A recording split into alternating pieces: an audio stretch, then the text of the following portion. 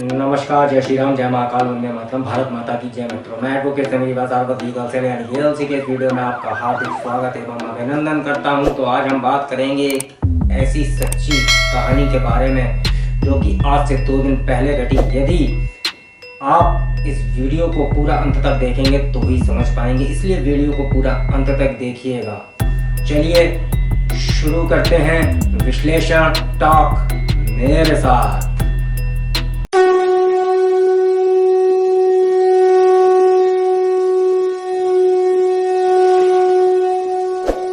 भगवान प्रभु परमात्मा इस देश में, इस दुनिया में लोग कहते हैं कि है कि नहीं है।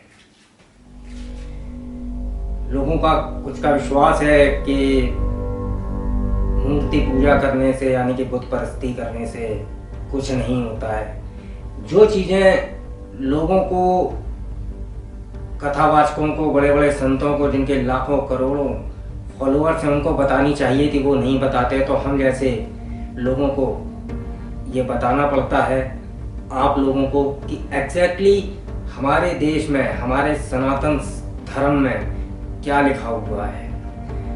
पूरी दुनिया, पूरे विश्व ने इस चीज पे रिसर्च करी। बहुत सी ऐसी मान्यताएं हैं, कहीं पर कुंड का पानी है, गर्मियों में ठंडा निकलता है और सर्दियों में गर्म होता है, और जबकि वो लगातार खौलता रहता है। कई ऐसी मान्यताएं हैं, कई ऐसी सच्ची चीजें हैं जिसका पता साइंस भी नहीं लगा पाई, लेकिन हम मानने को तैयार नहीं। हम इसलिए आपके सामने प्रस्तुत होते हैं क्योंकि हमारा ये छोटा सा बताने वाला गलहरी सहयोग जो है, आपको शायद आपकी अंतरात्मा को जगा दे, शायद आपको पढ़ने पर मजबूर करे चीजों को, सनातन धर्म के बारे में। तो चलिए शुरू करते हैं एक कहानी से, जो कि एक सच्ची कहानी से, जो कि अभी हाल ही में घटी है, जिसके बारे में आप सुन भी रहे होंगे और आप देख भी रहे होंगे। 1 अप्रैल 2019 को एक घटना घटती है। मीडिया में आता है कि मंदिर की दान पेटी में कंडोम रखा, घर की दीवार पर सिर मार मार मरा नवाज रहीम तौफीक गुनाह कबूलने भगवान की शरण में पहुंचे। ये वही लोग हैं जो बुत परस्ती को हराम कहते हैं। असल में हमारे जो कथावाचक थे, जो हमारे गुरु थे, उन लोगों ने कभी नहीं बताया कि हमारे यहाँ एक प्राण प्रतिष्ठा करके हमारे सनातन धर्म में एक विधान है, धर्म का एक विधान है। जो भी मंदिर होते हैं उनमें मूर्तियों की प्राण प्रतिष्ठा की जाती है और उस मूर्ति के अंदर प्राण आ जाते हैं। ये चीज़ हमें लोगों ने नहीं बताई। जिनको पता है, लेकिन इस पे ये जो बड़े बड़े कथावाचक हैं और ये कितने बड़े बड़े लोग हैं, ये लोग जिनके करोड़ों हजारों फॉलोअर्स हैं, वो बोलना नहीं चाहते। हम आपको ये बताते हैं कि जब भी हमें इन लोगों को जवाब देना हो कि लोग कहते हैं बुत परस्ती नहीं करनी चाहिए, ये जो मजहबी लोग हैं, इनकी किताब में जो लिखा हुआ है कि बुत परस्ती नहीं करनी चाहिए, तो हमको जवाब देने के लिए हमारे पास भी जवाब होना चाहिए। तो हमारे मंदिरों में प्राण प्रतिष्ठा की जाती है। हम जो घर में मूर्ति लाते हैं या फिर जो फोटो लाते हैं या फिर कई सारी चीज़ें लाते हैं, लेकिन हम उनकी पूजा करते हैं।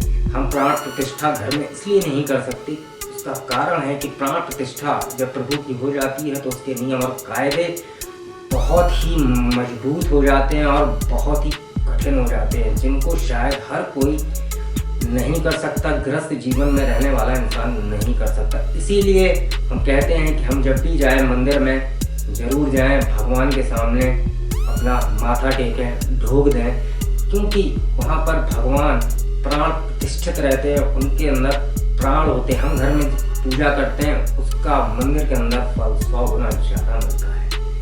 ये सारी चीजें हमें कभी नहीं बताई। अब जब उस जिहादी ने कॉन्डोम फेंक दिया, उसके बाद क्या होता है मैं आपको बताता हूँ। कर्नाटक के मंगलूर में स्वामी कोरगज्जा को लेकर स्थानीयों के मन में असीम आस्था है। लोग उन्हें भगवान शिव का अवतार मानते हैं। पिछले दिनों कोरगज्जा के मंदिर में कई अभद्र घटनाएं हुई। मंदिर की दान पेटी में कॉन्डोम तक डाल दिया गया।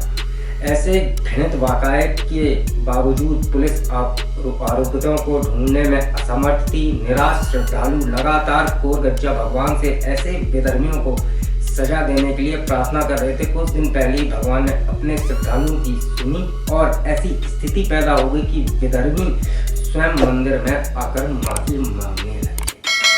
कोरगज्जा भगवान जो है कर्नाटक के मैंगलोर में स्थित है और माना जाता है, माना नहीं बिल्कुल ये सच्चाई है कि वहां पर इंस्टेंट जस्टिस होता है, यानी कि वो न्याय के देवता हैं और तुरंत न्याय करते हैं। कोरगज्जा भगवान की आप ये फोटो देखिए, असल में ये एक आर्ट है, लेकिन मैं आपको उनका असली मंदिर और दर्शन भी कराता हूँ।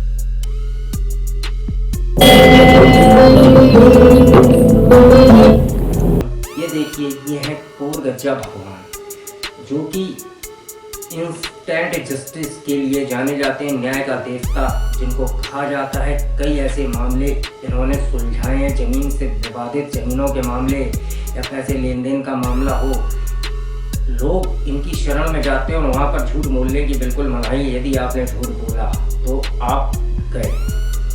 ऐसा मैं इसलिए कह रहा हूँ क्योंकि इससे पहले भी 4 साल पहले एक मनोज पंडित नाम के आदमी ने कोरगज्जा भगवान की आस्था पर सवाल उठाए थे और उसके साथ इतना बुरा हुआ था कि और उसको जाकर माफी मांगनी पड़ी थी। इसी तरीके से इन 3 जिहादी भटके हुए नौजवानों ने ये कुकर्म किया, तो उनके साथ क्या हुआ।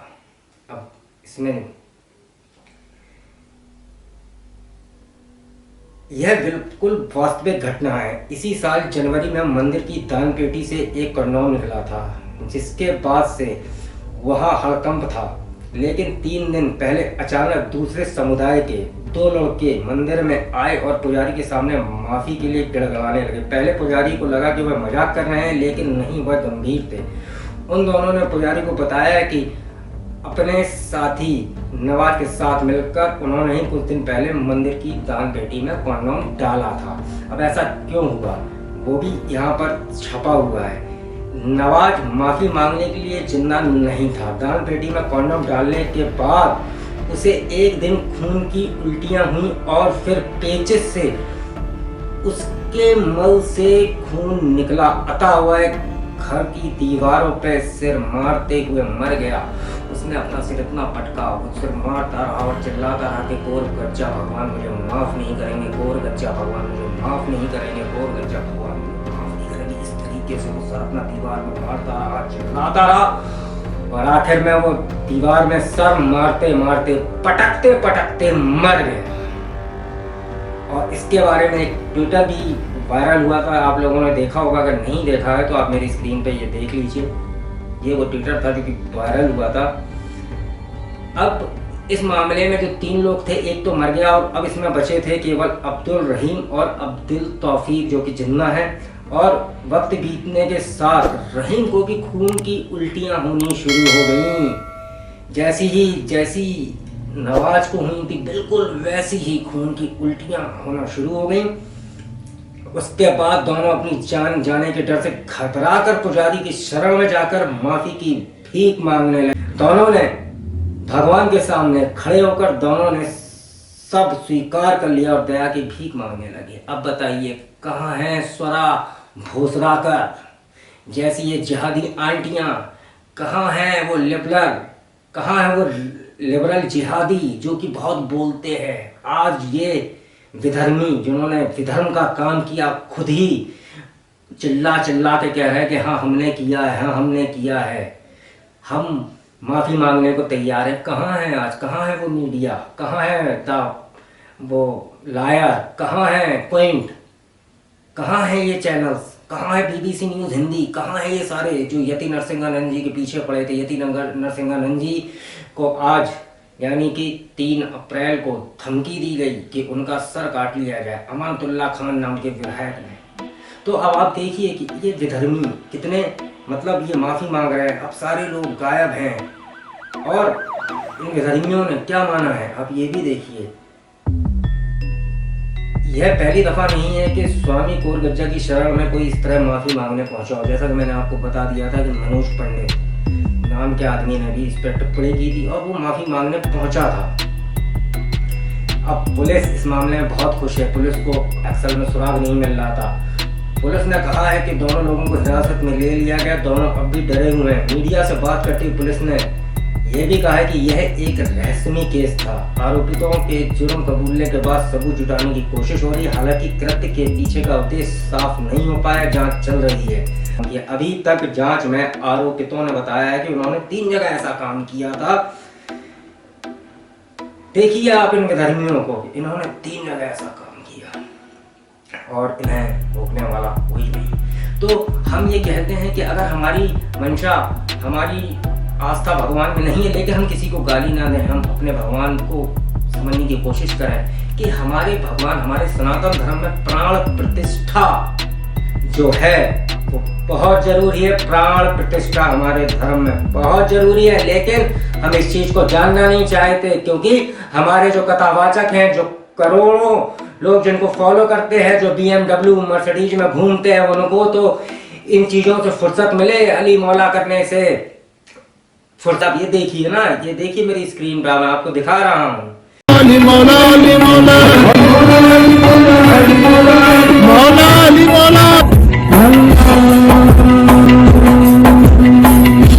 नमाज पढ़ी जाए तो हम भी प्रयास करें कि अपनी भागवत बंद करके 5 मिनट के लिए उनके लिए हम अल्लाह को प्रणाम करें। क्या जाता है, क्या फर्क पड़ता है?